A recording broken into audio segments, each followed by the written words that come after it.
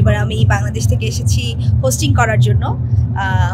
কখনো করিনি হোস্টিং, বাংলাদেশে অনেক প্রোগ্রামে বলেছে কিন্তু করা হয়নি, কেন জানি ওই কনফিডেন্সটা আসেনি। কিন্তু এবার রিয়াদ সিজনের এই প্রোগ্রামটাতে একটা অন্যরকম মানে ভালো লাগা কাজ করছিল হোস্টিং শোনার পরে, এবং মনে হচ্ছিল আসলে প্রবাসী এত ভাই বোন আছে, তাদের সাথে এত কাছ থেকে সাক্ষাৎ হওয়ার সুযোগ হবে, কথা বলার সুযোগ হবে, তাই আমি এটা মিস করতে চাইনি।